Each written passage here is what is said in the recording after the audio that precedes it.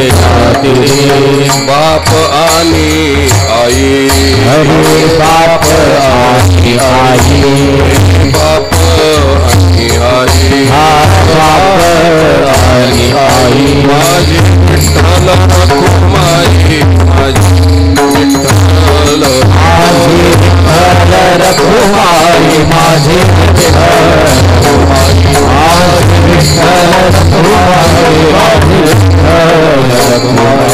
कुंडलिक बंधु आहे कुंडलिक बंधु आहे त्याची ख्याती सांगू काय त्याची ख्याती सांगू त्याची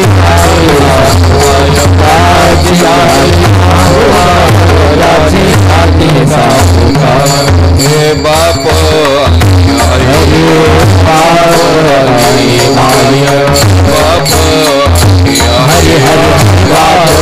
हरि माझी विठ्ठल रखुमाई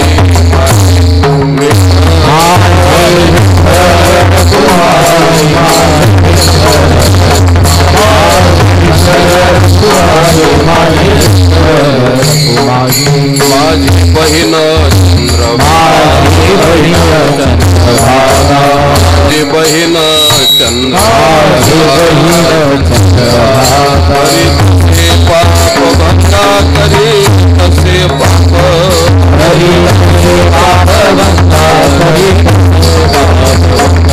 करी तसे हे बाप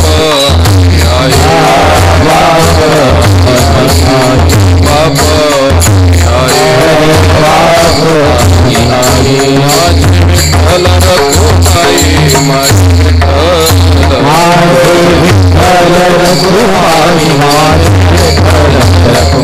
माझी विठ्ठल रखुमाई माझी एका जनार्दनी शरण एका जनार्दनी शरण माहेरची आठवण माहेरची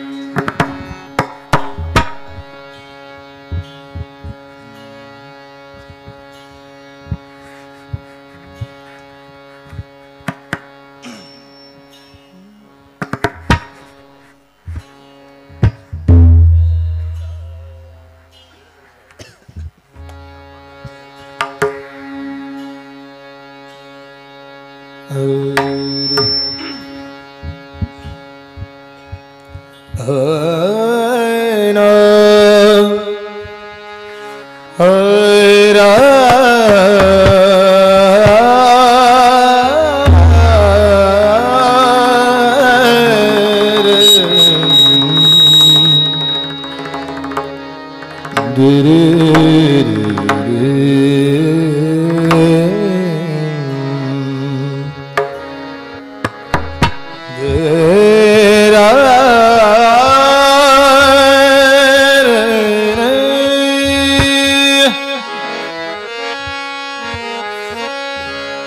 माझे माहेर पंढरी माझे माहेर पंढरी माझे माहेरा पंढरी पंढरी माझे माहेरा पंढरी माझे माहेर पंढरी माझे माहेर पंढरी माझे माहेरा पंढरी पंढरी माझे माहेरा पंढरी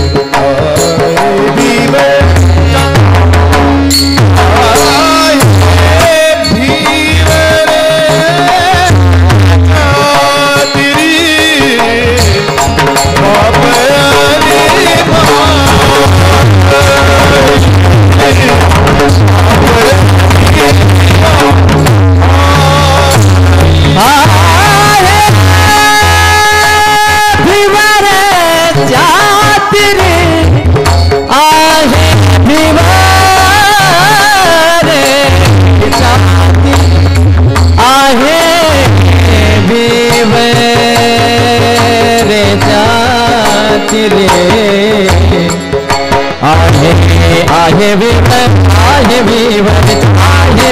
विवर आहे विवर आहे विवर जाती रे बाप आने आने आने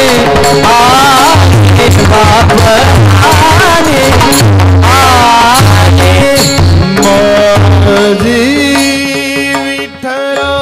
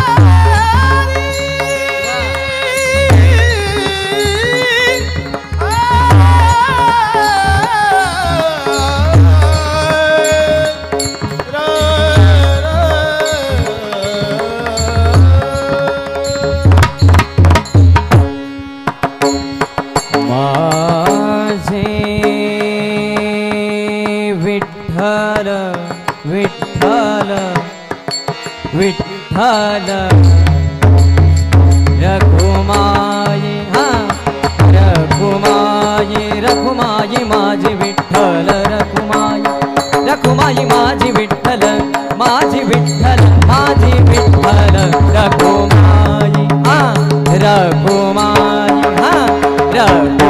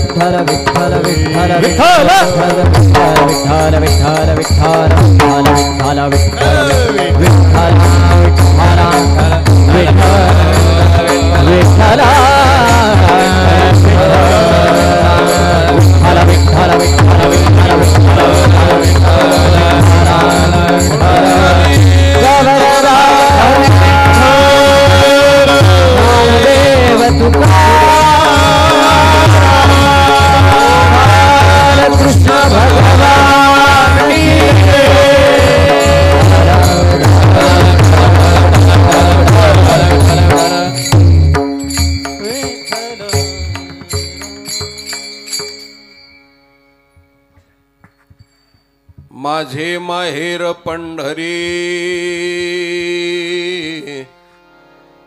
माझे माहेर पंढरी आहे भिवरेच्या तिरी.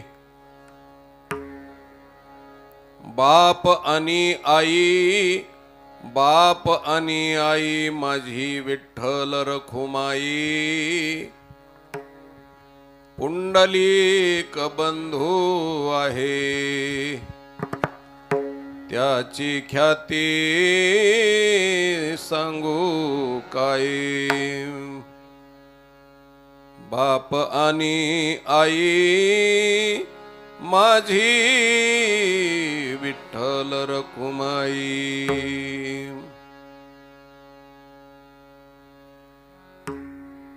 माझी बहीण चंद्रभागा करीतसे पापभंगा. बाप आणि आई माझी विठ्ठल रखुमाई. एका जनार्दनी शरण करी माहेरची आठवण. बाप आणि आई माझी विठ्ठल रखुमाई. विठ्ठल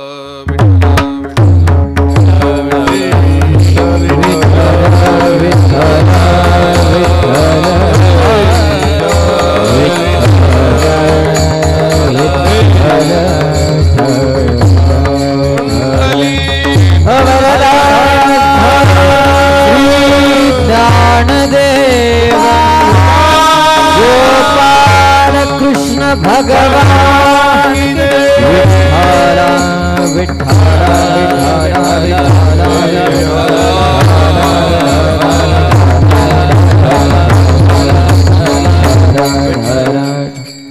समचरण सरोजम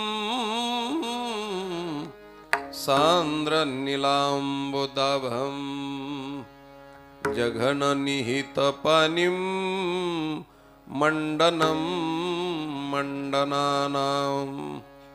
तरुण तुलसीमाला कंदरम कंजनेत्रम सदै धवलहासं विठ्ठलं चिंतयामि. पांडुरंगा करू प्रथम नमन दुसरे चरण संताचिया. नमो ज्ञानेश्वरा, नमो ज्ञानेश्वरा निवृत्ती उदारा सोपान देवा. मुक्ताबाई नमो त्रिभुवनी पावनी अद्यत्रय जननी देवाच्या.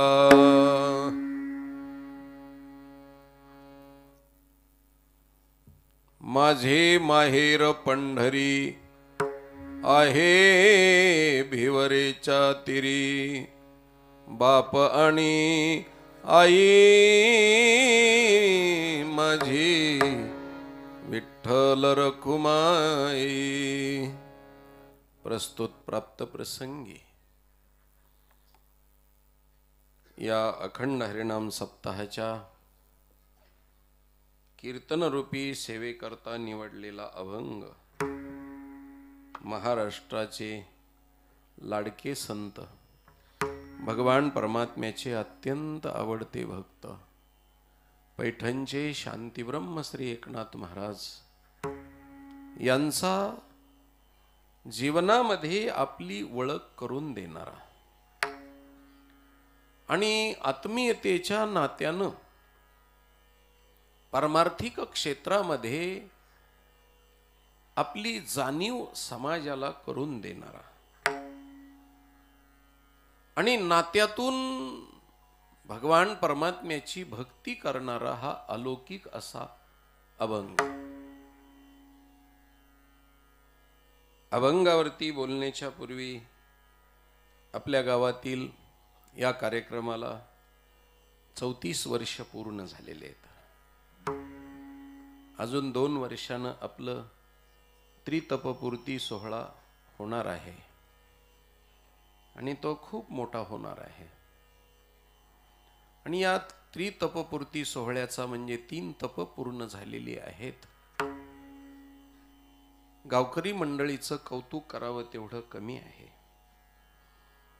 कारण 34 वर्ष 3 तपापर्यंत हा सप्ताह त्यांनी टिकून ठेवला म्हणजे सामान्य गोष्ट नाही.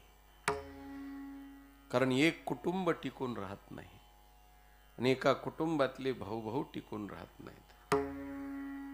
परंतु भिन्न विचाराचे, भिन्न पक्षाचे, भिन्न गटाचे, भिन्न घरातले, भिन्न आडनावाचे लोक एकत्रित येऊन एवढा सप्ताह आयोजित करतात. म्हणून खऱ्या अर्थानं पाहिलं तर तुमचं गावकऱ्याचं मी मनपूर्वक कौतुक करतो आणि 100% तुम्हाला मार्क देतो. आणि इथून पुढेही 36 वर्ष झाले म्हणजे हा सप्ताह थांबेल असं नाहीये. कारण आता तुम्हाला व्यसन लागलेलं आहे, कीर्तनाचं सप्त्याचं व्यसन लागलेलं आहे. कारण व्यसन माणसाचा प्राण गेला तरी सोडित नाही महाराज. व्यसनाचा गुणधर्म असा आहे की एकदा संसाराचं वाटुळं झालं तरी बी व्यसन दम खात नाही. शरीराचं वाटुळं झालं तरी व्यसन दम खात नाही. डॉक्टर सांगतात की तुम्ही हे व्यसन केलं तर तुमचं जगणं असह्य आहे, तुम्ही जगणार नाहीत. हे त्याला माहिती असूनही तो व्यसन केल्याशिवाय राहत नाही. तो म्हणतो व्यसन करून मरावं पण न व्यसन करता जगू नये, असा त्याचा भास झालेला असतो. कारण व्यसनापुढे सर्वस्व त्याग केला जातो, ही व्यसनाची स्थिती आहे. तसं तुम्हाला कीर्तनाचं आणि सप्त्याचं गावाला व्यसन लागलेलं आहे महाराज. आणि हे व्यसन अति उत्तम आहे. बाकीचं व्यसन संसाराचं, शरीराचं, अर्थशास्त्राचं, आरोग्याचं, सामाजिक प्रतिष्ठेचं वाटुळं करतं. पण हे व्यसन आमच्या साधू संतांनी सांगितलं महाराज, हे व्यसन अवश्य असावं. आणि या व्यसनानं काय होतं, संसाराच्या अंगी अवघीचं व्यसन, संसाराच्या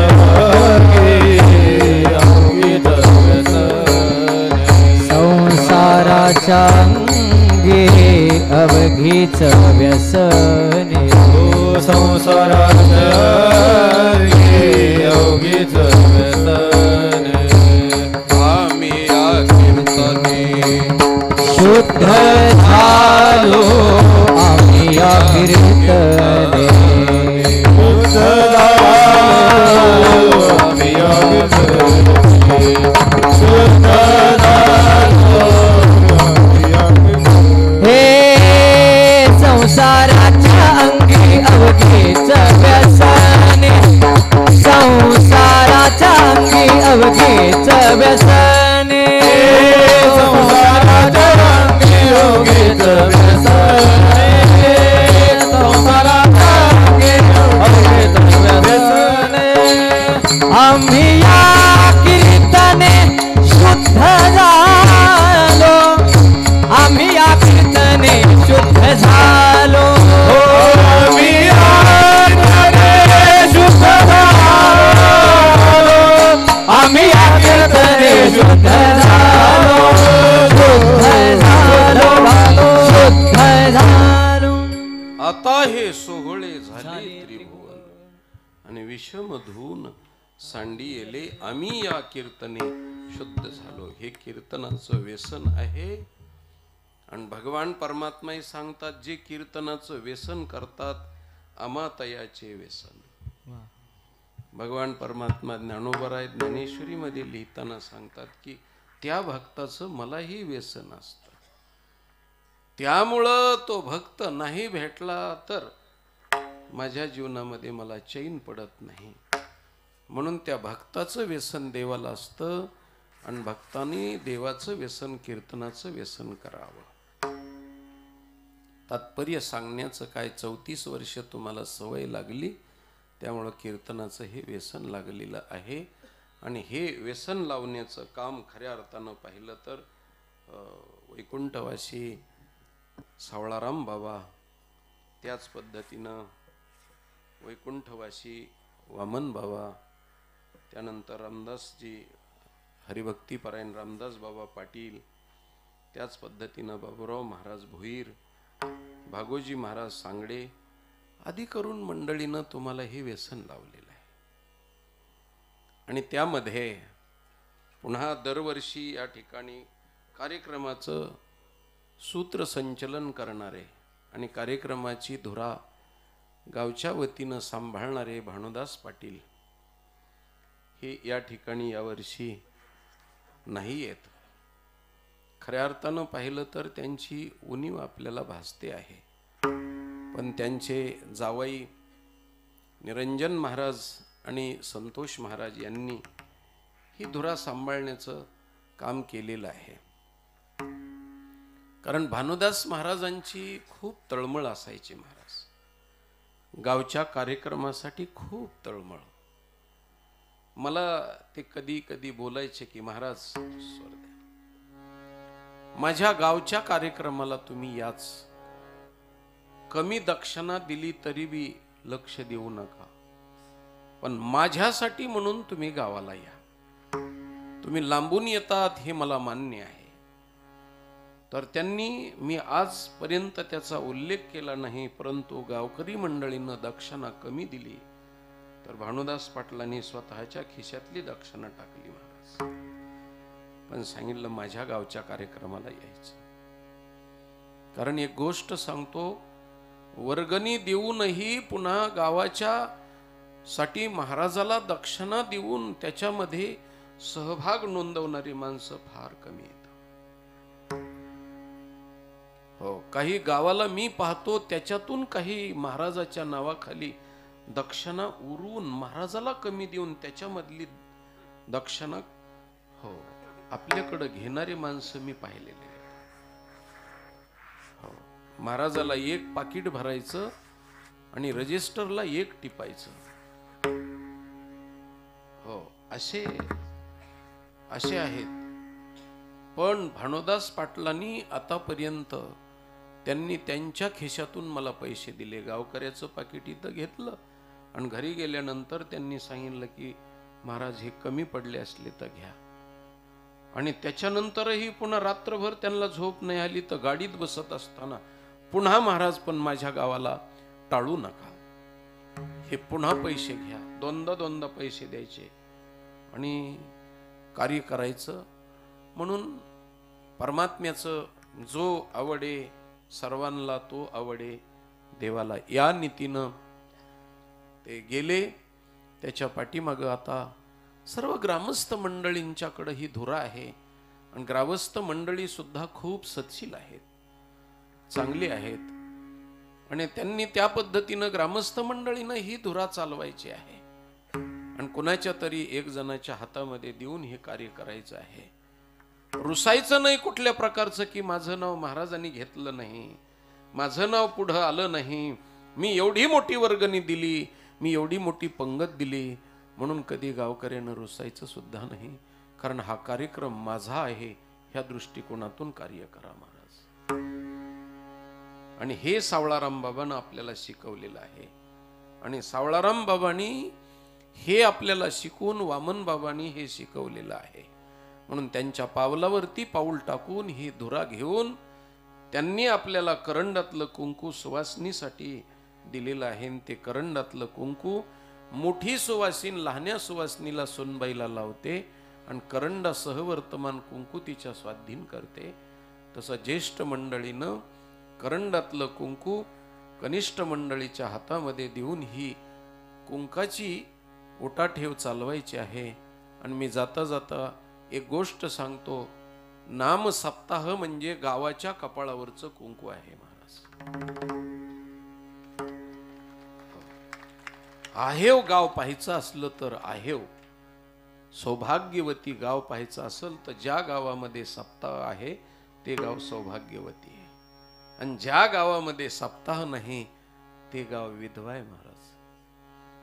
म्हणून गावकरी मंडळीनं हे जपायचं आणि मुलगी जशी नांदायला गेली तरी कुंकवाला तडजोड करीत नाही. माय मेली तरी बाप मेला तरी सुद्धा ती तडजोड करीत नाही कुंकाला. तशी गावकरी मंडळीला माझी विनंती, आता खूप दिवस झालं मी येतोय, त्यामुळं मला हक्काने बोलण्याचा अधिकार आहे. म्हणून गावकरी मंडळीनं आपले आचार विचार वेगळे वेगळे असले तरी एकत्रित या आणि नामसप्ताहामध्ये सहभागी व्हा आणि उत्साहानं सहभागी होऊन हा कार्यक्रम तुम्ही चालवा. आमच्यासारख्याला नाही बोलवलं तरी सुद्धा तुमच्यासारखं मीही रुसणारा माणूस नाही की मला बोलवलं नाही. मला बोलवा नाही बोलवा, पण कीर्तनकाराला बोलून आपल्या गावामध्ये सप्ताह आयोजित करा. चांगले गायक बोलवा आणि सुंदर तऱ्हेचा आनंद लुटण्याचा काम करा. एवढंच फक्त ओरिजिनल हिंदू संस्कृतीतलं राहिलेलं आहे महाराज.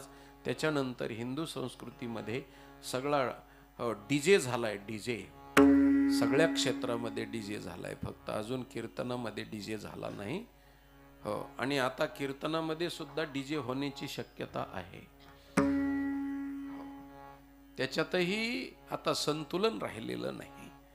असो, सर्व गेलेल्या मंडळीला मी नतमस्तक होतो. समोर असलेल्या श्रोतृवर्गांच्या पायावरती प्रणिपात करतो. माझ्या माता भगिनींच्याही पायावरती मी नतमस्तक होतो. आणि बाकीचं व्यर्थ बोलण्यापेक्षा अत्यंत महत्वाचं अभंगाचं चिंतन सांगण्याचा प्रयत्न करतो. विठाला विठाला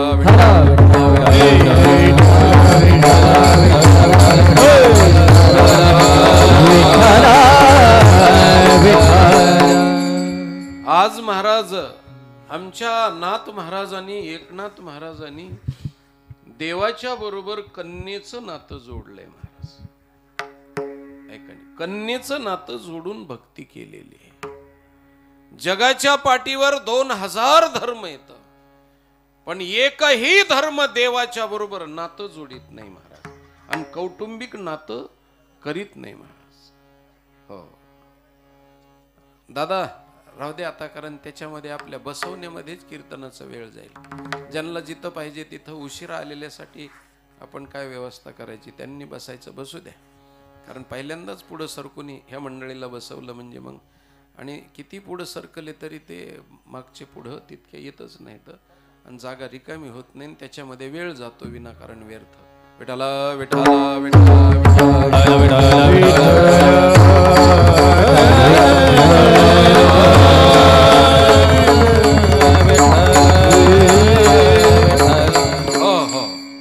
आता एवढे 10-5 पुढे सरकले, किती महाग बसलेत नवीन येऊन त्याच्यात.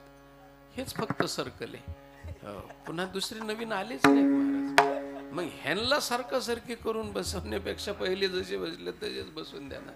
हो विठाला विठाला विठाला विठाला विठाला विठाला.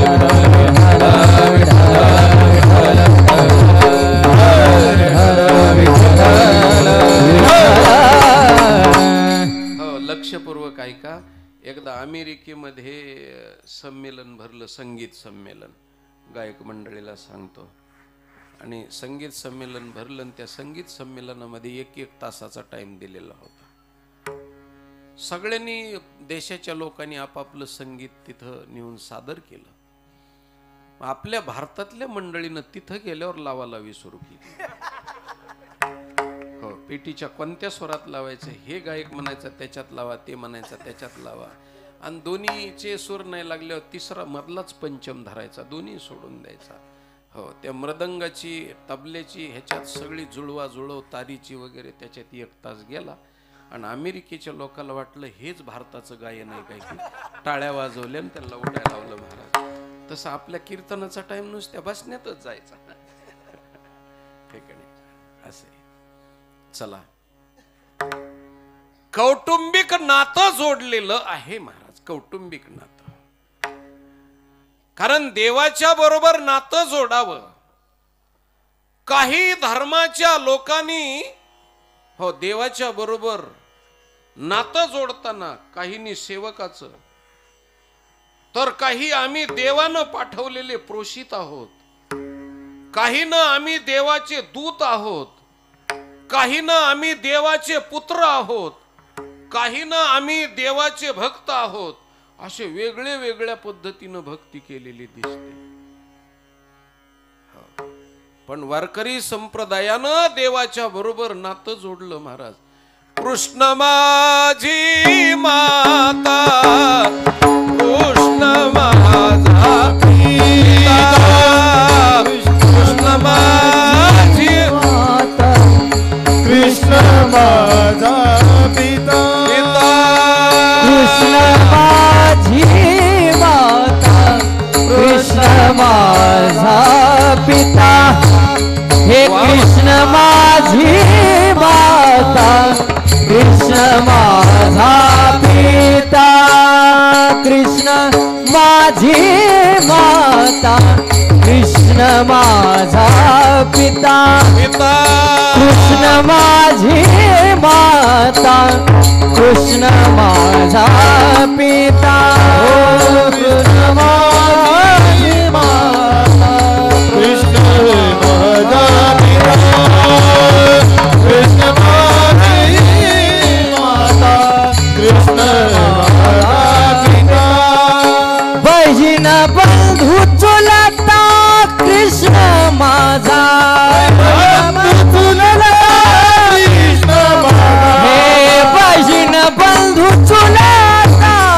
कृष्ण माझा, हे बहीण बंधू चुलता, कृष्ण माझा. हे कृष्ण माझी माता, कृष्ण माझा.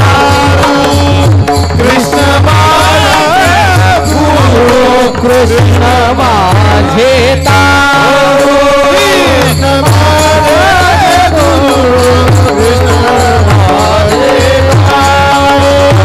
कृष्ण माझे कृष्ण माझे कृष्ण माझे. हे नादो. हो, कृष्ण माझी माता आणि कृष्ण माझा पिता. आता बापाचं आईचं नातं जोडलं महाराज, नाथ महाराजांनी. पण ते बी लग्न झालेल्या मुलीचं नातं जोडलं. हो, म्हणून माझं माहेर पंढरपूर आहे. एखाद्या स्त्रीला जर विचारलं महाराज, ती सासरगृही राहत असेल तर पाहुणे आलेले तिला विचारतात, ताई माहेर कुठले, की तिला आनंद होतो महाराज. अंतकरण तिचं उचंबळून येतं, कारण ती माहेराशी अनन्य असते. आणि पाहुण्यांनी तिला असं आनंदानं भरीत करायचं असेल तर तिचं माहेर विचारावं. आणि मग ती तिच्या माहेराचं नाव सांगते. आणि मग पाहुण्यानं सांगावं, ते तर आमचे नातेवाईक आहेत. पुन्हा जास्त तिची जवळीक होते महाराज. हो, आणि मग ती भोजन केल्याशिवाय जायचं नाही आग्रह करते. तुम्हाला जाता जाता सांगतो महाराज, कोण्या गावी जर गेला तर तिथल्या घरातल्या लोकांना तुम्हाला प्रिय व्हायचं असेल तर दोन गोष्टी सांगतो. घर मालकीनीला तिचं माहेर विचारायचं आणि माहेरच्या गोष्टी तिच्या काढायच्या. तुम्ही अत्यंत जवळ जाल. आणि जाता जाता त्यांच्या लेकराला जवळ घ्या, त्याला 5 रुपये द्या, नाही तर बिस्किटचा पुडा द्या.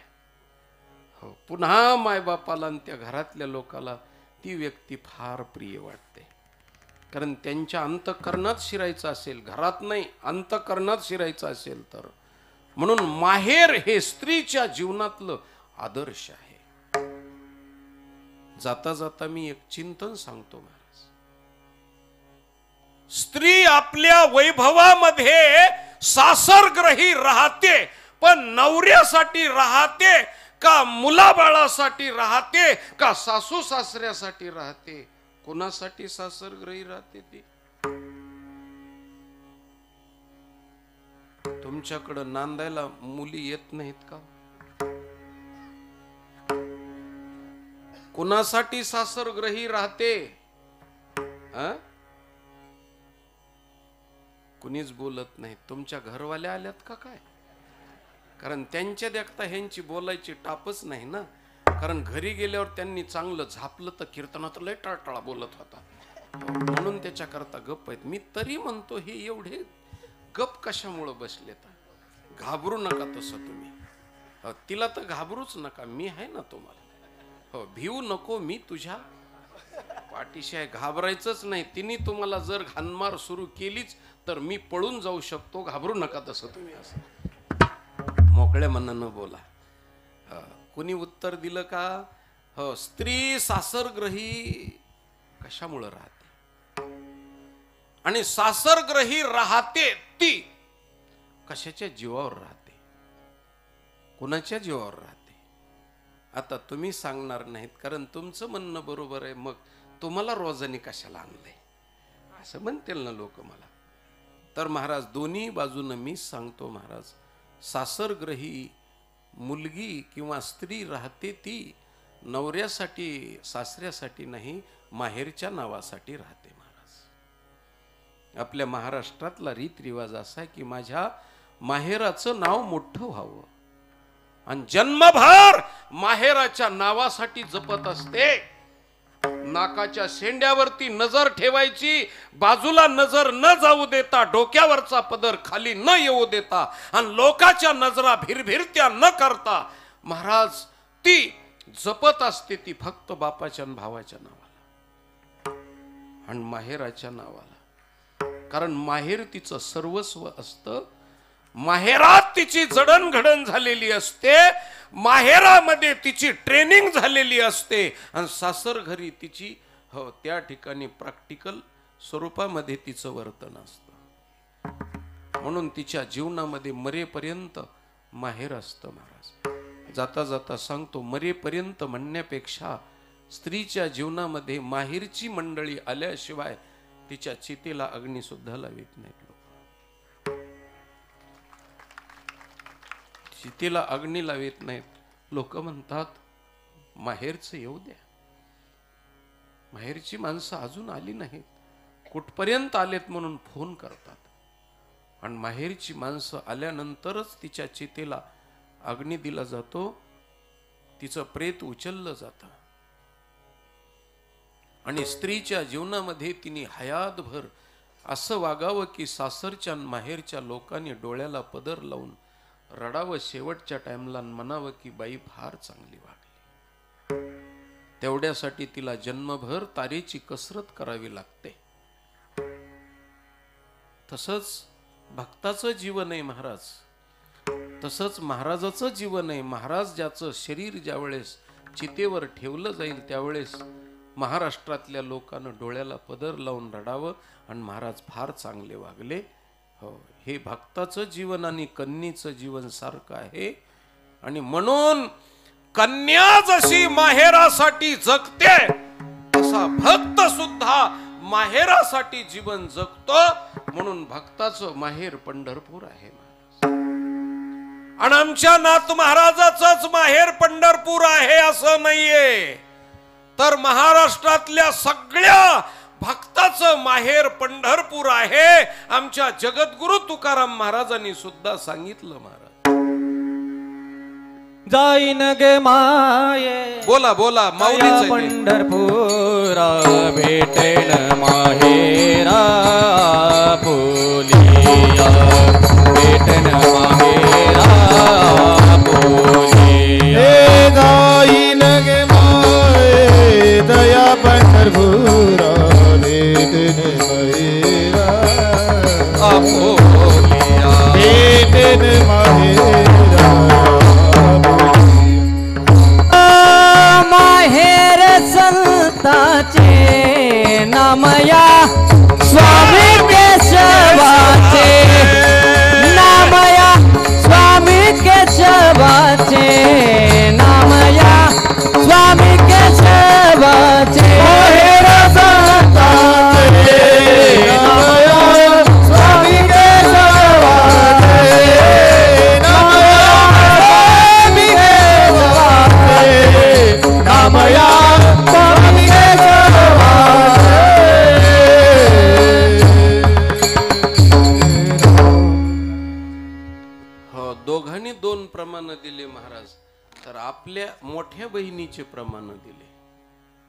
कारण एक बहीण आळंदीची ज्ञानेश्वर महाराज, त्यांनी सांगितलं जाई न गे माय तया पंढरपुरा आणि भेटे न माहेरा आपुली.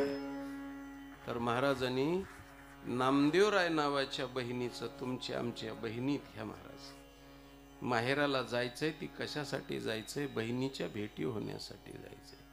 आणि मोठ्या बहिणीचं म्हणजे नामदेवरायचं प्रमाण त्यांनी दिलं. ऐकलं. आता एका मोठ्या बहिणीचं प्रमाण राहिलं मुक्ताबाईचं. मुक्ताबाई काय म्हणते? बाई बाई जाते ग माहेरा, बाई बाई जाते ग माहेरा, बाई बाई जाते ग माहेरा, बाई बाई जाते ग माहेरा, बाई बाई जाते ग माहेरा, बाई बाई जाते ग माहेरा, बाई बाई जाते ग माहेरा, बाई बाई जाते ग माहेरा. हे माझ्या मुळे गलाला,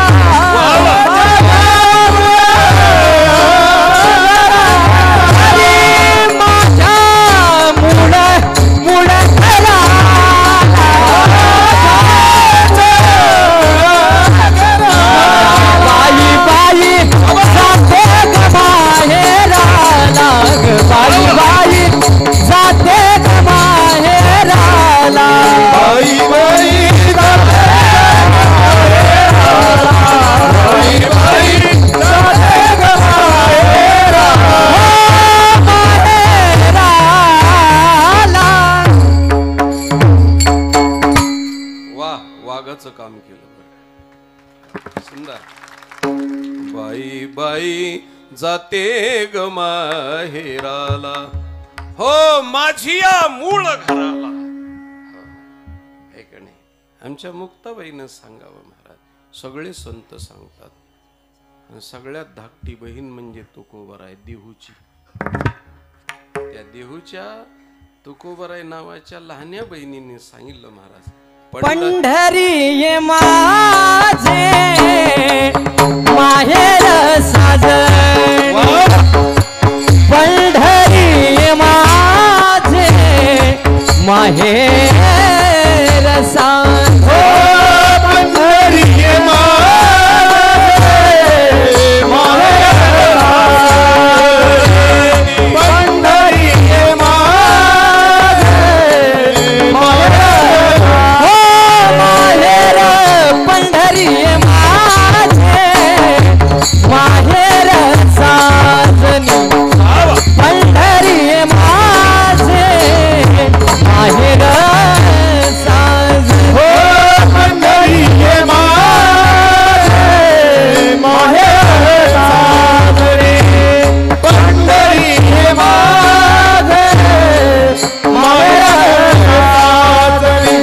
ओविया कांडनी, ओविया कांडनी, ओविया कांडनी, ओविया कांडनी, गावू गीती राही रखुमाबाई, सत्यभामा माता राही रखुमाबाई, सत्यभामा माता राही रखुमाबाई, सत्यभामा माता राही रखुमाबाई, सत्यभामा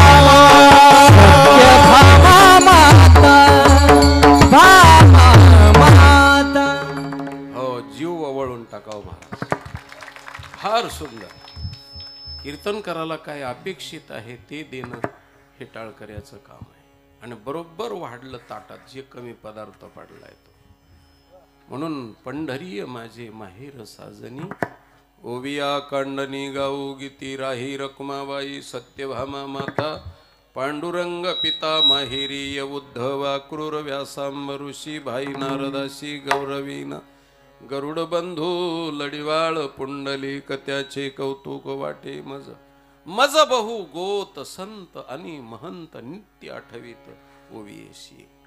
हो ओविया कांडणी गाऊ गीती भगवान परमात्म्याला. म्हणून भगवान परमात्मा हे माहेर आहे.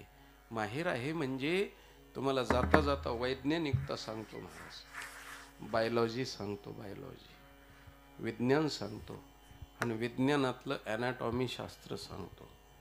MBBS ला शिकवते ते.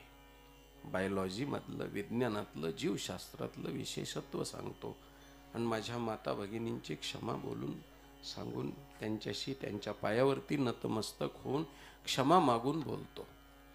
काही वेळेस ऑपरेशन केल्याशिवाय रोग बाहेर पडत नाही. मुलीचं आणि बापाचं नातं किती जवळचं आहे.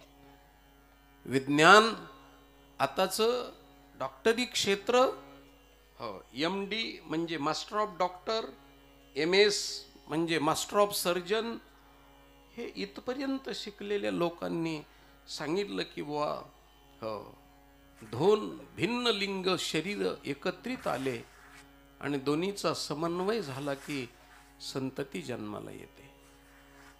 असं इथपर्यंत विज्ञान गेलं. पण कळणाऱ्या लोकांसाठी सांगतो, विज्ञान जिथं समाप्त होतं तिथून आमचं अध्यात्म सुरू होतं महाराज.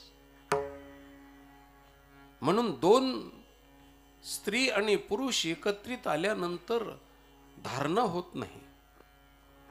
तर त्याच्याही पुढे जाऊन सांगतो, पुन्हा माफी मागतो महाराज, स्त्री आणि पुरुष एकत्रित झाल्याच्या नंतर स्वतःला मीपणाला सुद्धा विसरतात आणि आत्मस्वरूपामध्ये लीन होतात आणि काहीच आठवण राहत नाही. अशा आत्मबोधामध्ये जातात. त्याच वेळेस धारणा होते महाराज. म्हणून बापाच्या पोटी जन्माला आलेली कन्या तिला आत्म्यापासून झालेली असते, शरीरापासून नाही. म्हणून आमचं अध्यात्म शास्त्र सांगतो, मुलगी म्हणजे आत्मजा आहे. आत्मजा काय शब्द आहे? आत्मजा.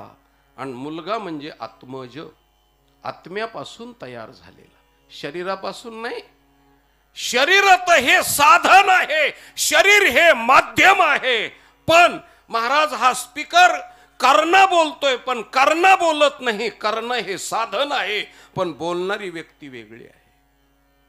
तसं आत्मा जन्माला घालतो. म्हणून हो आत्मा, म्हणून ज्ञानोबरायच्या बाबतीमध्ये, अर्जुनाच्या बाबतीमध्ये अहम आत्मा गुढाकेश.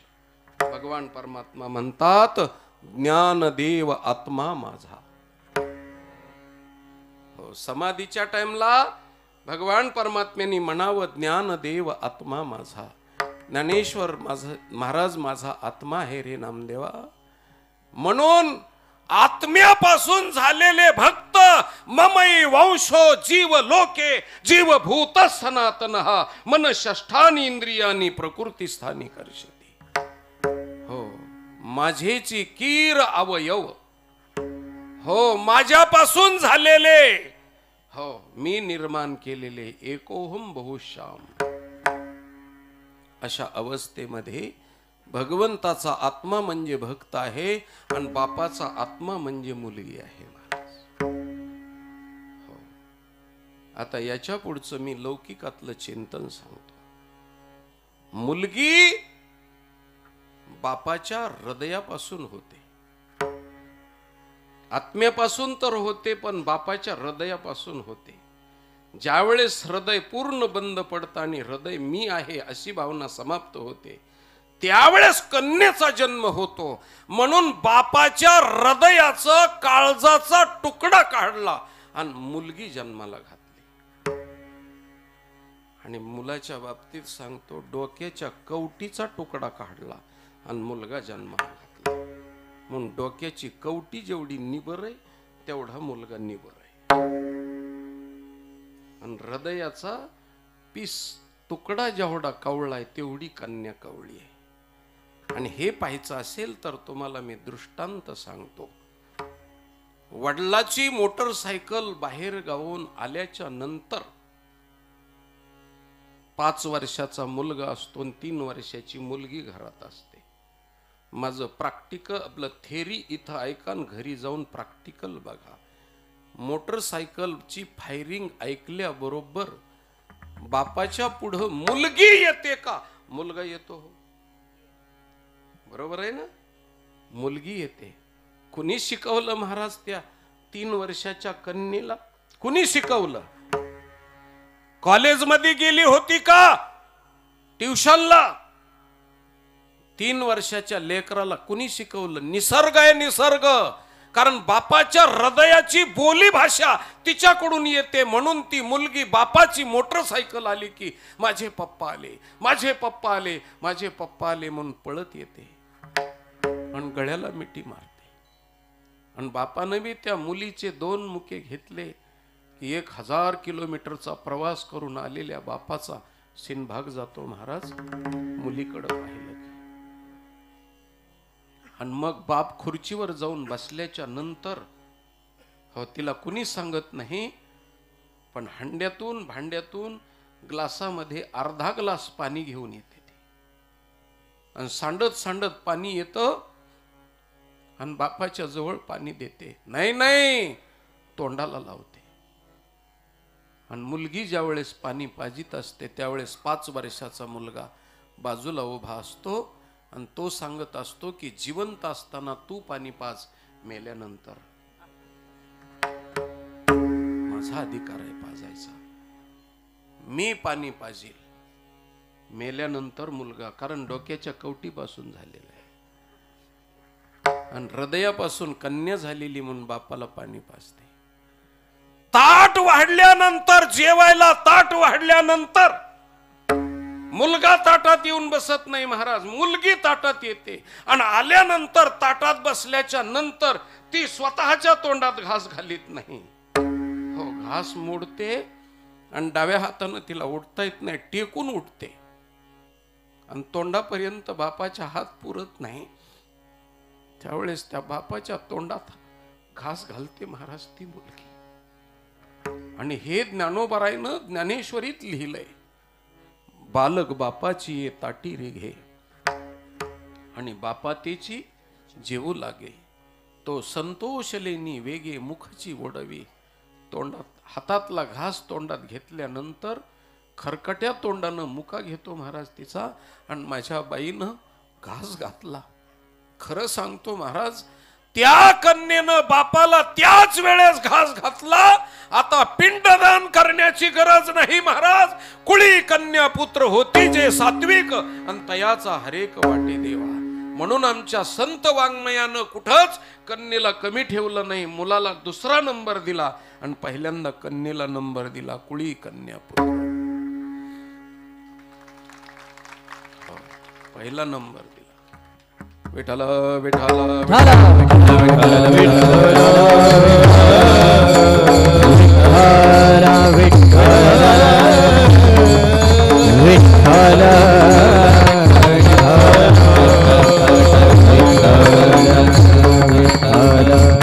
तितक्यावर भागलं नाही महाराज. पुढच्या गोष्टी सांगतो. मुलगी नांदायला गेल्याच्या नंतर घरामध्ये पारखा होतो तो बाप, पराधीन होतो तो बाप. कारण आईला रडता येतं. तिच्या मैत्रिणी, तिच्या बहिणी, तिच्या भावजया मुलगी रडत असताना तिला सावरतात, पण बापाला रडता येत नाही महाराज. सगळ्या लोकात एकटा रडलं तर काय म्हणतील लोक. म्हणून बाप घरी गेल्याच्या नंतर नांदायला गेलेल्या मुलीमुळे सुना पडलेलं घर आणि घरामध्ये तिची उपस्थिती अनुपस्थिती दिसल्यानंतर त्याला घर खायला उठतं आणि खोलीमध्ये जाऊन उपरण्यामध्ये तोंड घालून ढसाढसा रडतो. त्यावेळेस त्याचे अश्रू पुसायला कुणी नसतं महाराज. का रडतो तो बाप तिथं? कारण त्याच्या अंतःकरणाचा ठेवा गेलेला असतो. म्हातारपणातली आई गेलेली असते.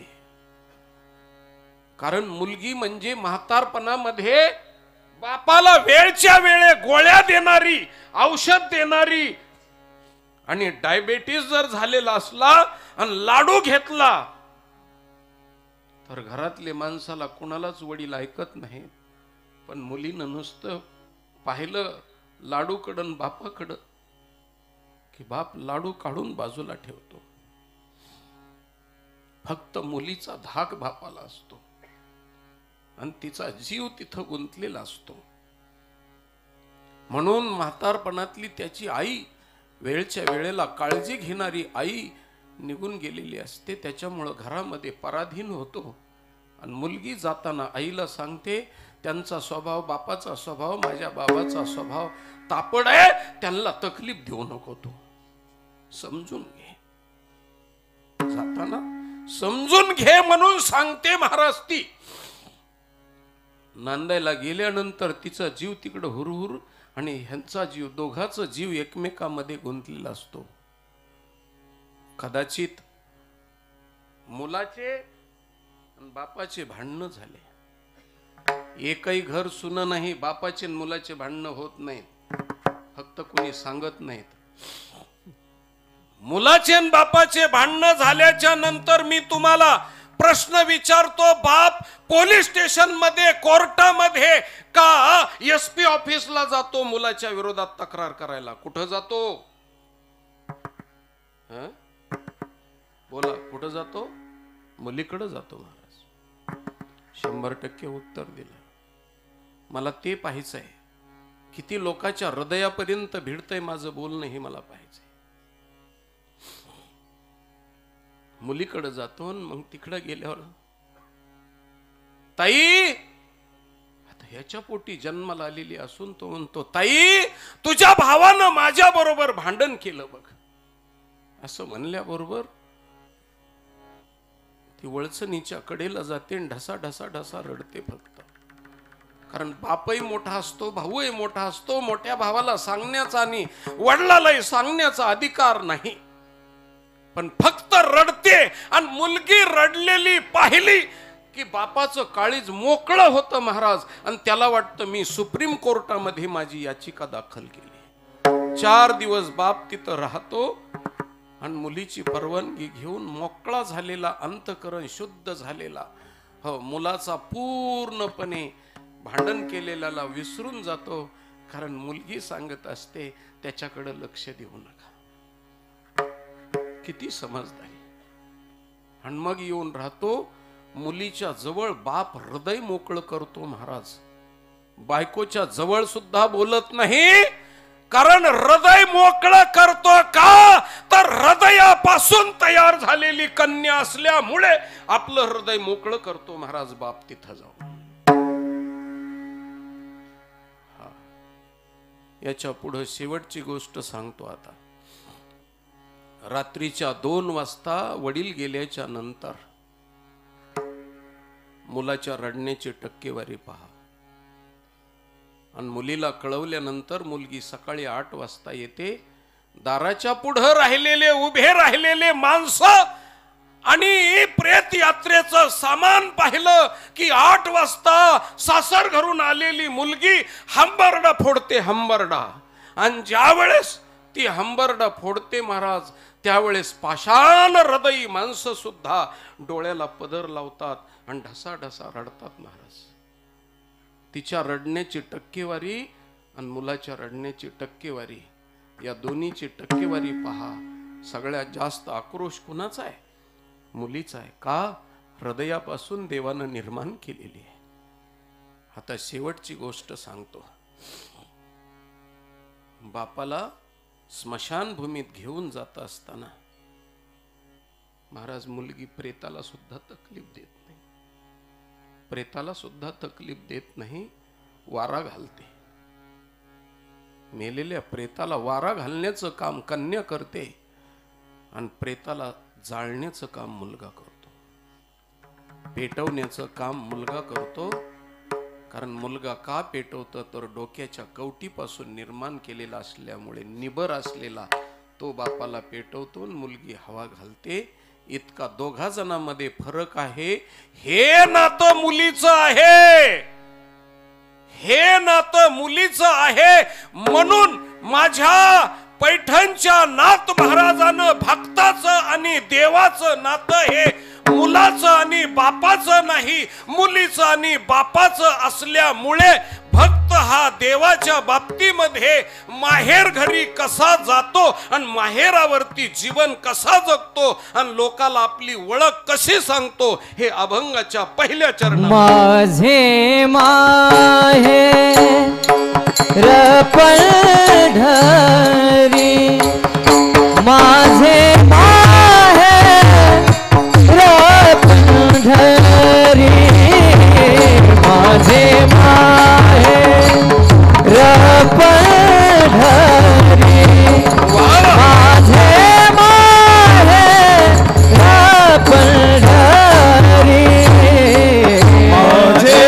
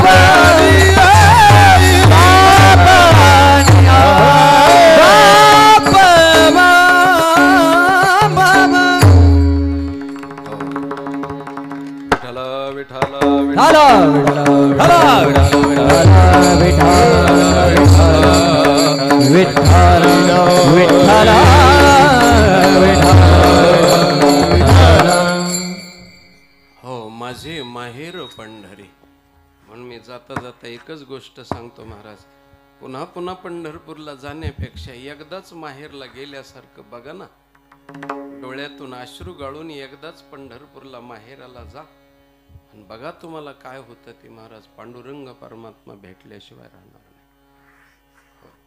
पण आम्ही माहेराला जात नाहीत महाराज, आम्ही जत्राला जातो. कशाला जातो आम्ही? जत्राला. जत्रा आणि यात्रा फरक आहे बरं का. जात रहा इति जत्रा आणि येत रहा इति यात्रा. हो, सतत सतत येणं ह्याला म्हणायचं यात्रा. आणि तुम्ही आलात काय गेलात काय, माघारी गेलात तरी सतत जात रहा इति जत्रा. म्हणून आम्ही यात्रेला सुद्धा येत नाहीत, जात नाहीत महाराज. म्हणून आमच्या साधू संतांनी सांगितलं, यात्री अलंकापुरा येती ते आवडती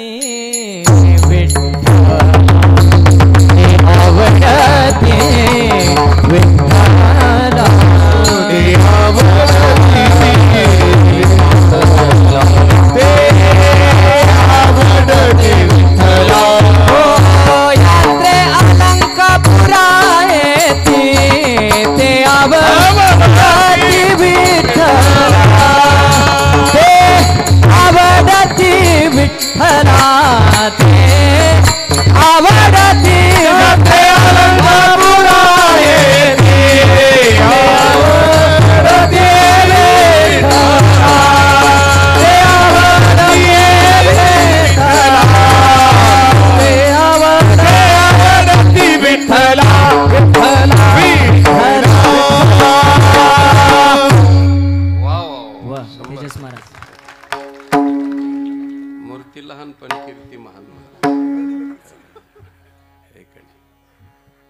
विठ्ठलासारखा ड्रेस आहे पुन्हा अजून.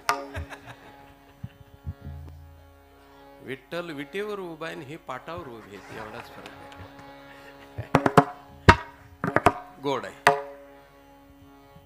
महाराज मला एक जणांना विचारलं, मी असाच कीर्तनाला अभंग घेतला आणि त्यांनी मला सांगितलं, म्हणले महाराज पंढरी माझे माहेर साजनी, आपलं माझे माहेर पंढरी हेच ध्रुवपद हे, तुम्ही बापा आणि आई माझी विठ्ठल रुक्माई हे दुसरं चरण ध्रुवपद कसं काय म्हणता म्हणले. मी म्हणलं पहिलं कशाहून म्हणतात म्हणले. नाही, महाराष्ट्रातल्या एका मोठ्या गायकानं गायलंय म्हणून म्हणतो. कोण्या मोठ्या माणसाने एखादा शब्द जर चुकीचा म्हणला, देशाच्या फार मोठ्या माणसानं बेदुनी 17 म्हणलं तर मान्य करायचं का नाही करायचं? नाही मान्य. आणि गावातल्या धोंड्यांनी कचऱ्यांनी बेदोनी 4 म्हटलं तर म्हणायचं का काय अज्ञानी माणूस आहे हा? बेदोनी 4च असतं महाराज. तसं वारकरी संप्रदाय चुकत नाही. कुणाला ज्याला चुकायचंय त्याने चुकू द्या, आणि चुकलेल्याचा पाठीमाग हो त्याच पद्धतीनं चालणारा, जिकडं वार आणि जिकडं पाणी नेईल तिकडं जाणारा पालापाचोळा असतो महाराज. म्हणून कधी बी वारकऱ्यानं अभ्यास करून बोलायचं, गाथा पाहायचा नंतर बोलायचं. कुणी काय म्हणलंय त्याला काही महत्व नाही. पंढरी आपलं माझे माहेर पंढरी असं कोणी म्हणलेलं असेल, अहो त्यांनी तर पुन्हा एक असं म्हणलेलं आहे, पुंडलिक राहे बंधू, आणि त्याची ख्याती काय सांगू. हे एकदम साफ चुकीचं आहे. पुंडलिक राहे बंधू नाही, पुंडलिक बंधू आहे आणि त्याची ख्याती सांगू काय. रस्व दीर्घ काना मात्रा वारकरी कधी चुकत नसतो. म्हणून वारकऱ्यानं कधीच चुकायचं नाही, चुकतो तो वारकरीच नाही. म्हणून त्या पद्धतीनं मी पुढचं बोलतो पुन्हा. आता माहेर या अभंगात पहिला शब्द आहे माहेर आणि दुसरा शब्द आहे मायबाप. बाप. मग बापामुळं माहेर आहे का माहेरामुळं बाप आहे? बापामुळं माहेर आहे. बापामुळं माहेर आहे. आता समजा एखाद्या मुलीचा जन्म समजा आपल्या इथं या गावात झाला आणि तिचे वडील शिक्षक आहेत आणि तिचे वडील समजा दुसऱ्या गावाला गेले ड्युटीला. आता तिचं माहेर हेच का बाप जिथं येते? कुठे माहेर तिचं कुठं होईल? जिथं जन्म झाला तिथं नाही, बाप जिथं आहे तिथं. हो, बाप जिथं आहे तिथं माहेर. तिचं माहेर बदलत राहतं, कारण ती जन्मली तिथं माहेर नाही असं नसतं. जिथं बाप गेला तिथं माहेर असतं तिचं. म्हणून ह्या अभंगामध्ये माहेराला किंमत आहे पण बापामुळं आहे. म्हणून बाप हो आणि आई हे ध्रुवपद आहे. माहेर हे ध्रुवपद नाही, कारण माहेर बदलतं. आता कसं माहेर बदलतं? हो, तर ज्या जगद्गुरु तुकाराम महाराजांनी सांगितलं पंढरी माझे माहेर साजनी आणि ओवी अकांडनी गाऊ गीती, तेच तुकोबर आहे. वैकुंठ गमनाला जात असताना पांडुरंग परमात्मा वैकुंठात असल्यामुळं हो आपुल्या माहेरा जाईन मी आता, आणि निरोपया संता हाती आला, सुख दुःख माझे ऐकिले कानी, कळवळा मनी करूनेचा. हो, तिथं माहेर बदललं. हो, यात्रेला अलंकापुराला हो आळंदीला पांडुरंग परमात्मा आले की माहेर बदललं. हो, विठ्ठल विठ्ठल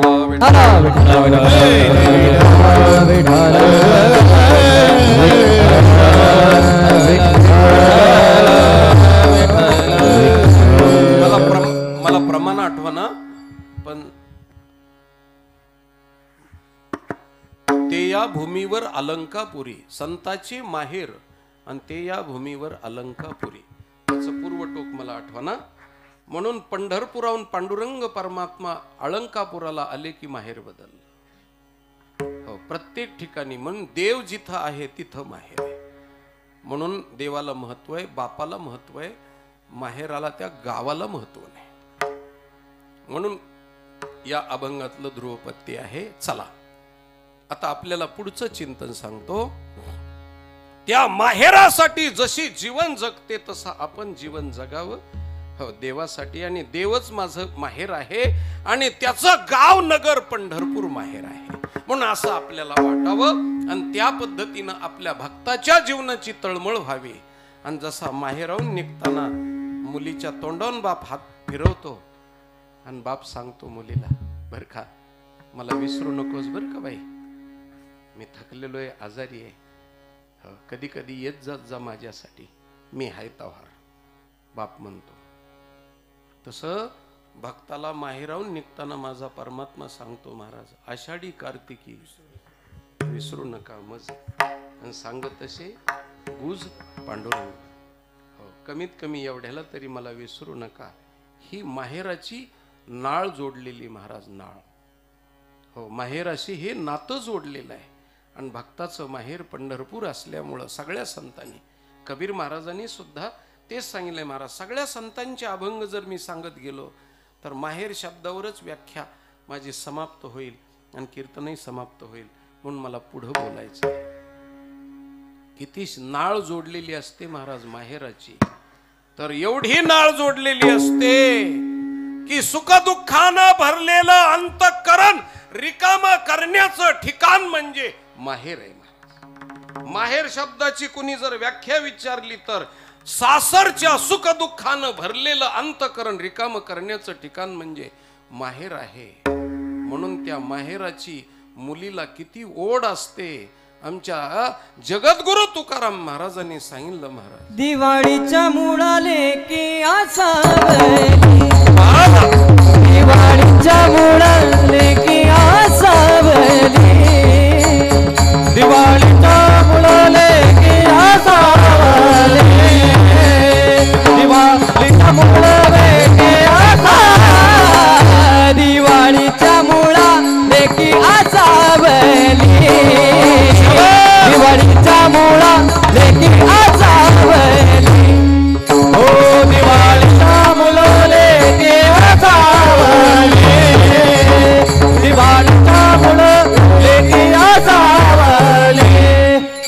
पाहत से वाटुली पंढरीची, पाहत से वाटुली पंढरीची, हे पाहत से वाटुली पंढरीची, पाहत से वाटुली पंढरीची, पौर्णिमेचा चंद्र चकोरा जीवन, पौर्णिमेचा चंद्र चकोरा जीवन, पौर्णिमेचा चंद्र चकोरा जीवन, पौर्णिमेचा चंद्र चकोरा जीवन, चकोरा जीवन, चकोरा जीवन. हो दिवाळीच्या मुळा लेकी असावली, पाहतसे वाटुली पंढरीची किंवा माहेरीची, हो भेटी लागी जीवा लागलीशी आस, पाहे रात्रंदिवस वाट तुझी. या पद्धतीनं दिवाळीच्या मुळा लेकी असावली. असावली म्हणजे आशा करणं नाही बरं. कोशामध्ये तुम्हाला शब्द सापडेल असावली म्हणजे हो इच्छा करणारी, तसं नाही. असावली म्हणजे डोळ्यातून आसव आणणारी, तिला असावली म्हणतात. डोळ्यात अश्रू आणून मुलगी माहेराची दिवाळीच्या सणाला वाट पाहते. आता हे पूर्वीच्या काळातली पाहिजे, आता नाही. आता माणसं सुशिक्षित झाले महाराज, सुधारित झाले, उच्च लेवलला गेले, सगळे आचार विचार आहार सगळं बदललं आणि ह्या जुन्या अंधश्रद्धा ठेवल्या नाहीत त्यांनी, ह्या अशा गोष्टी. म्हणून आता तुमच्याकडचं मला माहित नाही, पण पूर्वीच्या काळात मुलगी, आपल्याकडं दिवाळीचा सण किती दिवस साजरा करतात? तुमच्याकडे दिवाळी नसते का? हाय हाय, मग आमचं तुमच्या सारखंच दिसते. मग कधी किती दिवसाचा असतो दिवाळीचा सण? 8 दिवसाचा.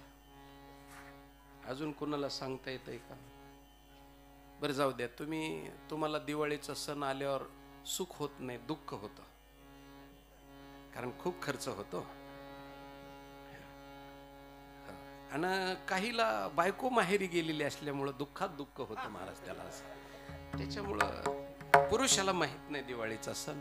पण माझ्या माता भगिनीला 33% आता आरक्षण मिळालेलं आहे. त्यांना विचारतो, तुम्ही दिवाळीच्या सणाला जातात, जाणार आहात, किती दिवसाचा असतो दिवाळीचा सण? 5 दिवसाचा. यांनी 8 दिवसाचा, त्यांनी 5 दिवसाचा. इकडच्या वार्डात तर अजून मतदानच झालं नाही.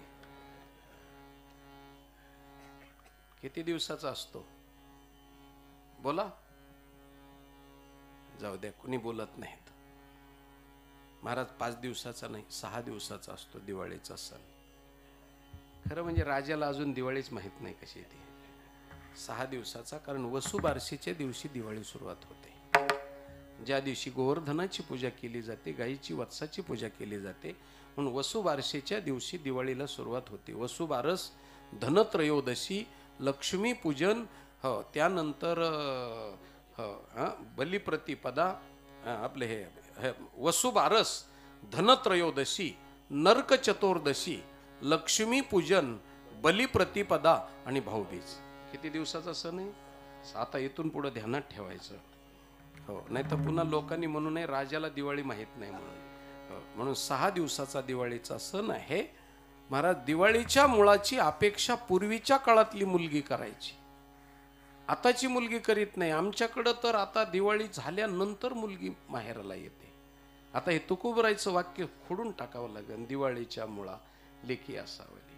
कारण आताची सुशिक्षित मंडळी सांगतात आमची लक्ष्मी आमच्याकडं पाहिजे. आणि लक्ष्मी पूजनाला तिला इकडंच ठेवून घेतात, आणि भाऊबीजेच्या टाइमला ती भावासाठी जाती, हा बी तिच्या बरोबर, ती तिच्या भावासाठी जाती, हा कुणाच्या भावासाठी जातो कुणास ठाऊक. टिकोबा टिकाईन विठोबा रुक्माई एकाच मोटरसायकलवर. आणि पुन्हा तिनं भाऊबीज दिली की लगेच परत रिटर्न, लगेच माघारी. आता माहेराचा विषयच राहिलेला नाही. पूर्वीच्या काळात मूळ न्यायला यायचं. कारण मूळ का न्यायला यायचं त्याचं कारण आहे, मुलगी लहान असायची, वयाच्या 5व्या वर्षी लग्न व्हायचं. त्याच्यामुळं चुकून मुलगी दुसरीकडे जाऊ नये म्हणून मूळ न्यायला यायचं. आता मूळ न्यायला जात नाही, कशाला उगाचच मुळावर कुणाच्या आणि कुणाच्या मुळीवर पाणी वतीत कशाला जायचं.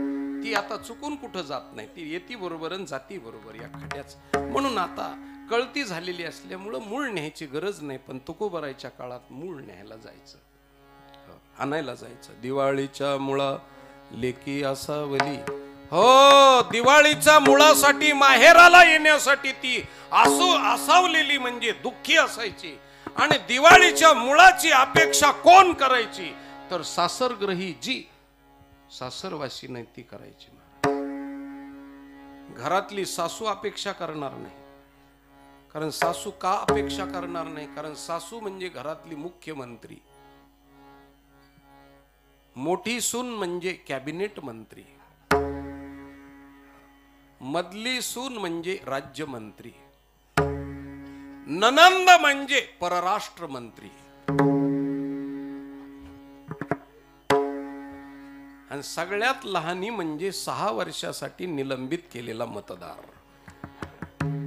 अशी जी सासरवासी. आता सासरवास राहिला नाही महाराज. पूर्वीच्या काळात सासरवास होता, आता उलटा सुनवास आहे.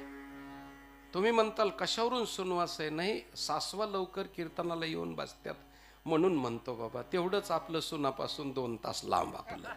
विंचू सर्प नारायण वंदावे दुरू शिवून म्हणून असं त्याचं. पूर्वीच्या काळात सासूरवास होता म्हणजे काय होतं की महाराज तुम्हाला सांगतो, सासू वयानं मोठी होती आणि सून वयानं लहान होती. त्याच्यामुळं सासूचा दाब सुनावर पडायचा. आता तसं झालेलं नाही. आता सून आलेली असती ताकदीच्या रगीत आणि सासू गेलेली असती पांघरायच्या रगीत. रगीत अशा दोघीकडे बी आहेत, पण एकीला दुपारच्याला थंडी वाजते. आता काय सासूची टाप आहे सुनाला धाक लावण्याची किंवा सासूरवास करण्याची. आता जमाना बदलला महाराज.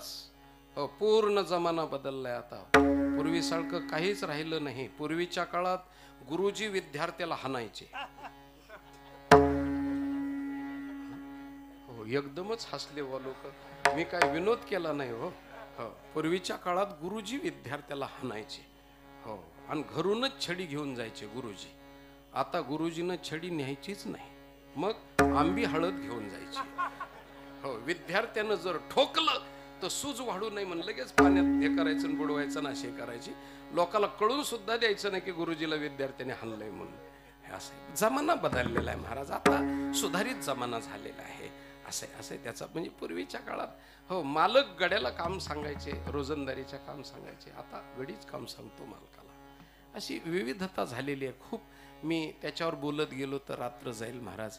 उगीच म्हणजे सगळा उलटा जमाना झालेला आहे, उलटा. आता सवास काही राहिलेलं नाही. म्हणून दिवाळीच्या मुळा लेकी असावं. आणि मग त्या मुलीनं वाट पाहायची म्हणजे कशी वाट पाहायची? हो, जशी तुम्ही आता कीर्तन संपवायची जेवायची वाट पाहतात तशी वाट पाहायची. तशी वाट पाहायची. कशी वाट पाहायची? तर मुलगी किती वाट पाहायची महाराज. तर पूर्वीच्या काळामध्ये ती पानवठ्यावर जायची पाणी आणायला. कारण विहिरीचं पाणी, हो, आडाचं पाणी शेंदावं लागायचं. हो, ती पाण्याकडे जायची. हो, पाण्याकडे जायची. आता बदल झालाय. पूर्वीच्या काळात पाण्याकडे बाई जायची, आता पाणी बाईकडे आलेलं आहे. एवढा बदल पडलेला आहे महाराज. हो, आता पाणी बाईकडे येऊन सुद्धा दारामध्ये जर नळ आलेला असला ग्रामपंचायतचा, हो, तर ती नवऱ्याला सांगते कमरेत कुणाच्या अवसने हांडा उचलून घरात नेण्याकरता तर त्या नळापासून पिंपापर्यंत एक 15 फुटाची नळी आणा. हो, त्याच्या पाठीची नळी मोकळी होती महाराज. हो, पण नळी आणा, नळी आणा, नळी आणा. त्यांनी एकदा नळी आणून दिली की त्या नुसती पायपाला लावायची. हो, असं तुट्टी फिरवायची की पिंपामध्ये किंवा रांजणामध्ये पाणी आपोआप पडतं. आता त्याच्या पुढं प्रगती होऊ नये अशी मी देवाला प्रार्थना करतो. त्याच्या पुढं वाढू नये महाराज. कारण प्रगती थांबत नसते, तिला वाऱ्याच्या वेगाचे चाक येतं. ती प्रगती आता त्याच्या पुढं जर तिच्या मिस्टरनं पाणी मागितलं, अगं तांब्या भरून पाणी दे, तर तिनं म्हणू नाही कुणाच्या कमरात अवसं नाही तुम्हाला पाणी देण्याकरता. त्याच्यापेक्षा पिंपापासून तुमच्या नरड्यापर्यंत पुन्हा एक 5 फुटाची नळी नुसती मध्ये घालायची आणि तुटी फिरवायची. अशी पुढं प्रगती होऊ नये असं माझं मत आहे महाराज. विठाला विठाला विठाला विठाला विठाला. मी सांगत होतो पानवठ्यावरती ती सासरवासीन गेल्याच्या नंतर पाणी शिंदत असताना दुसरी तिच्याच वयाची थोडी सिनियर असलेली सासरवासीन तिला म्हणायचं, का हो अजून मूळ आलं नाही का? असं म्हणल्याबरोबर तिचा चेहराच खरकन उतरायचा आणि वरून वरून तिने हसायचं. येतील ना माझे बाबा, येतील ना, अजून काय दिवाळीचा सण गेलाय का, येतील ना, असं नुसतं म्हणायचं. पण अजून मूळ आलं नाही का हे म्हणण्यानं तिच्या हृदयाला पीळ पडायचं महाराज. आणि तिने डोक्यावरती घागर घ्यायची, कमरेवरती घागर घ्यायची आणि घरी गेल्यानंतर ती रांजणामध्ये हो रिचवीत असताना जशी भडा भडा भडा घागर रिचवती तसं तिचं अंतकरण रिचवायचं आणि डोळ्याला पदर लावून तिनं रडायचं. जसं धुना पिळल्यानंतर त्याच्यातून टपाटपा थेंब गळतात तसं तिच्या बोलण्याचा अंतकरणावरती परिणाम झालेला असायचा. अहो अजून मूळ आलं नाही का एवढा शब्द तिच्या अंतकरणाला लागायचा. आणि संध्याकाळच्याला झोपली तर महाराज वर नुसती फक्त पत्राकडं आणि वरच्या गच्चीकडं सारखी बघत राहायची. हो, पण डोळ्याला डोळा नाही, फक्त आठवण माहेराची. आमचे साधू संत किती गोड लिहितात महाराज.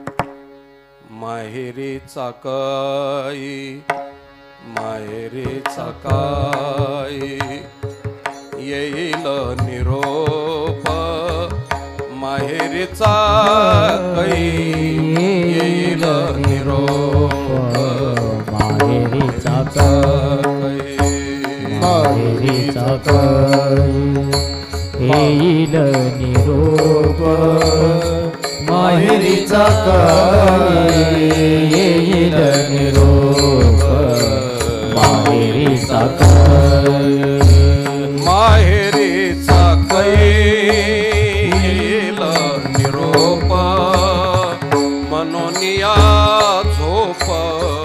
डोळा नाही. हे माहेरीचा येईल निरोप म्हणून या डोळा झोप नाही. माहेरीचा येईल निरोप माहेरीचा येईल निरोप माहेरीचा येईल निरोप माहेरीचा येईल निरोप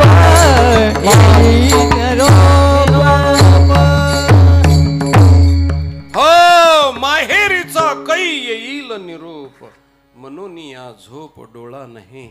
डोळ्याला डोळा लागत नाही. सकाळी उठल्यानंतर सगळे काम करायचे महाराज. आणि शेतामध्ये इंधन आणायला सरपण आणायला जायचं चुलीसाठी. आणि गेल्यानंतर हो टेकडावर उभं राहायचं आणि तिचं माहेर जिकडं असल तिकडं तिनं वाट पाहायची. धुरळा उडवत हो धुरळा उडालेला दिसला की तिला वाटायचं माझ्या बापाची गाडी आली, बैलगाडी आली. आणि तिनं वाट पाहायचं महाराज. पण ती वावटळ असायची आणि वारं असायचं आणि त्यांनी धूळ खाली बसायची आणि मनाला विरंगुळा करायचा. आणि मग शेतामध्ये गेल्याच्या नंतर तिनं बापाला निरोप द्यायचा महाराज. सासूला माहित न होता कशा कुणाच्या हातानं निरोप द्यायचा. घाल घाल पिंगा वाऱ्या माझ्या परसात माहेरी जा सुवासाची कर बरसात. सुखी आहे पोर सांग आईच्या कानात. आई भाऊसाठी परी मन खंतावत. विसरली काग भादव्यात वर्ष झाला. माहेरीच्या सुखाला गी मन चवला. हो खूप मोठे महाराज. वाऱ्याच्या हातानं निरोप द्यायचा आणि वाऱ्याच्या हातानं निरोप नाही पोहोचला तर डोक्यावरून कावळा उडत जायचा आणि त्या कावळ्याला निरोप द्यायचा महाराज. रुन झुन रे पाखरा जा माझ्या माहेरा. कमानी दरवाजा त्यावरी बैसजा. माझ्या बापाला निरोप सांग. जेवला असलात तर हात धुवायला इथं या लेकीनं थोडासा जीव काढून ठेवलेला आहे महाराज. माझ्या ज्ञानोबारायांनी सुद्धा कावळ्याच्या हातानं निरोप दिला की हो बापाला. पहिलं तो गे काऊ को कथा है. पहिलं तो गे काऊ को कथा है. पहिलं तो गे काऊ को कथा है. पहिलं तो गे काऊ को कथा है. पहिलं तो गे काऊ को कथा है. पहिले लोगे काऊ को कथा है. पहिले लोगे काऊ को कथा है. पहिले लोगे काऊ को कथा है. हो शकुन गे माय सांगता है. शकुन गे माय सांगता है. पहिले दोघे काबू को कथा है. पहिले दोघे काबू को कथा है. वो कथा है तो कथा. हो आपला समन्वय फक्त भक्ताचं माहेर आणि सासूरवासनीचं माहेर. इकडं बापाला हो आईनं म्हणायचं महाराज. मुलीच्या आईनं का हो आपल्या छकुलीला घेऊन या ना. त्यांनी सांगायचं अगं माझ्याकडं पैसे नाही. लोकांची मजुरी करता करता थकलोय मी आणि 6 मुली येतात. एकीचं लग्न, दुसरीचं बाळांपण, तिसरीचा आहेर करता करता परेशान झालो. माझ्याकडं काही नाही. ती म्हणते किती पैसे तुमच्याकडं? काही नाही, माझ्याकडं फक्त 30 रुपये. अहो 150 रुपये लागते माझ्या लेकीच्या चोळी बांगडीला, पण घेऊन या ना छकोलीला. अगं आपल्या घरी काय खायला आहे? अहो तसं नसतं, तोंडाला दाढीला धरायचं आईनी. अहो तसं नसतं हो, खाण्यासाठी माहेर नसतं बाई. अहो तिच्या मैत्रिणी येतील, त्यांच्या गाठीभेटी होतील, तिच्या बहिणी येतील, गाठीभेटी होतील, चुलत्यांच्या गाठीभेटी होतील. हो पुन्हा अजून ज्या गल्लीमध्ये खेळली त्या लोकांच्या गाठीभेटी होतील. खाण्यासाठी माहेर नसतं बाई. हो घेऊन या.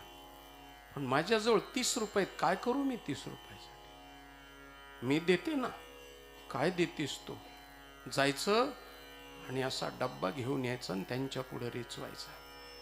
हे घ्या 120 रुपये तुमचे 30 आणि माझे 120. अगं कुठाले पैसे जमा केलेत? अहो भाजीतला 1 रुपया, दुधातला 1 रुपया. मला माहिती होता तुम्ही माझ्या लेकीला आणणार नाहीत, म्हणून मी 1-1 रुपया 6 महिन्यापासून जतन करून ठेवलेला आहे. आणि मग बैलगाडी पाठवायची बापानं. बैलगाडी गेल्याच्या नंतर ती बैलगाडी दारात उभी राहिली की त्या मुलीचा जीव हुरळून जायचा. असा आले ना बाई माझे दादा, आले ना बाई माझे दादा, असं करायचं, हुरळून जायचं. काय करावं? हो पाणी द्यावं का बैलाच्या पायावर पाणी टाकावं का भावाला ववाळावं हे सुद्धा तिला भान राहत नाही. महाराज सगळीकडे सांगत सुटते माझे दादा आले. 2 दिवस 4 दिवस राहायचं महाराज. आणि मग बैलगाडीत बसून मुलगी माहेराला येत असताना, हो पूर्वीच्या काळात बैलगाडीचा प्रवास होता म्हणून मी बैलगाडीचं बोलतो. मग तिनं माहेराची वाट कशी पाहायची महाराज? 2 गाडीच्या पाटल्यावरती हात ठेवायचे आणि 2 पायावर उभं राहायचं अर्धवट. दिसला माझ्या माहेरच्या पिंपळाचा शेंडा, आला माझा माहेर. उत्कंठा अंतकरणात असायची महाराज माहेराला जात असताना. म्हणून मुलगी माहेराला जात असताना बैलगाडीच्या पुढे तोंड करायची आणि सासर घरी जात असताना पाठीमागं तोंड करायची. कन्या सासुऱ्याशी जाये आणि मागे परत होणे पाहे. तिचं तोंड माहेराकडंच असायचं महाराज पूर्वीच्या काळात. कारण माहेर घरी चालली तर पुढं तोंड करायची, सासर घरी चालली तर मागं तोंड करायची. तिचं तोंड माहेराकडंच असायचं. आता नवरोबा मोटरसायकलवर येतो. आता माहेराकडे तोंड नसतं, सासरकडे बी नसतं, तिसरीकडेच असतं महाराज. असं म्हणून महाराज लेकी जशी माहेराला गुंतलेली असते तसं पंढरपूर हे माहेर आहे. पांडुरंग आमचा बाप आहे आणि त्या बाप असलेल्या पांडुरंगासाठी आम्ही माहेराला जायचं आणि त्याच्याशी आत्मीयतेचं नातं पूर्ण करायचं. हे अभंगाच्या 2ऱ्या चरणात बाप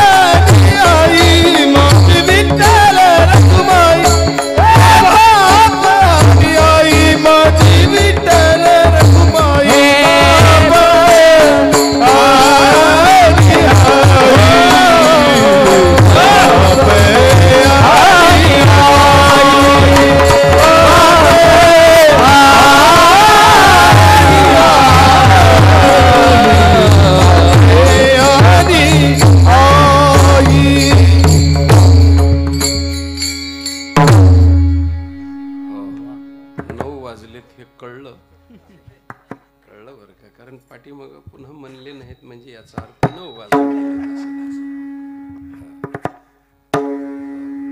माहेराला आल्याच्या नंतर तुका म्हणे खातो आनंदाचे लाडू, घ्या रे चर फडू नका तुम्ही. आणि आमच्या बापानं पांडुरंगानं सुद्धा वाट पाहायची महाराज, लेकीची वाट पाहे उभा भेटीची आवडी, कृपाळू तातडी उता वेळ नासा कपाळाला हात ठेवून निढळावरी हात ठेवून वाट मी पाहे, अशी वाट पाहायची महाराज. आणि मग आल्यानंतर सुंदर तऱ्हेचे ब्रह्मरसाचे परगुणे, सुंदर तऱ्हेचं भोजन करायचं, मुक्तीचं भोजन करायचं, भक्तीचं भोजन करायचं आणि तृप्त व्हायचं. कृताकृत्य झालो अजी इच्छा केली ते पावलो. म्हणून सासरवासनीच्या माहेराचा दृष्टांत आमच्या साधू संतांनी नाथ महाराजांनी घेतला. आणि भक्ताचं जीवन हे सासूरवासनीचं जीवन आहे. सासूरवासा भितो जीव ओढे तुझपाशी, कागा सासूरवासी मज केले भगवंता. या रीतिरिवाजाप्रमाणे त्यांनी सासरवासनीनं पंढरपूरला जावं. आणि तुकोबराय म्हणतात तुका पंढरीशी गेला आणि पुन्हा परत नाही महाराज माघारी आली नाहीत, म्हणजे मुक्ती प्राप्त झाली. याच देही याच डोळा भोगू मुक्तीचा सोहळा. म्हणून त्या बापाला हाक मारावी. कशी मारावी? विठोबा रघुमाई जय विठोबा रघुमाई जय हरी जय जय हरी जय जय हरी जय जय हरी जय जय हरी जय जय हरी जय जय हरी जय जय हरी हरी हरी हरी हरी हरी जय जय हरी हरी हरी हरी हरी हरी जय जय हरी हरी हरी हरी हरी हरी हरी हरी जय जय हरे हरे हरी हरी हरी हरी हरी हरी जय जय हरी जय जय हरी जय जय हरी जय जय हरी जय जय हरी जय जय हरी जय विठोबा रघुमाई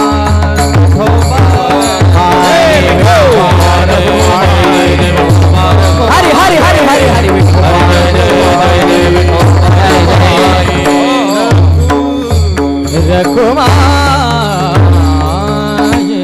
आणि भावाला सुद्धा बापाला हाक मारावी तशी भावाला बहिणीला हाक मारावी महाराज. पुंडलिक बंधू आहे त्याची ख्याती सांगू काय, बहिणीला हाक मारावी, साथ घालावी. माझी बहीण चंद्रभागा.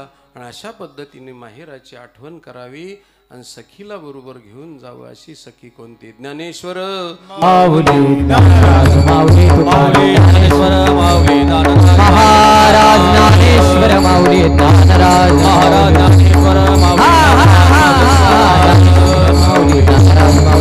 ज्ञानेश्वर माऊली ज्ञानराज माऊली तुकाराम ज्ञानेश्वर माऊली.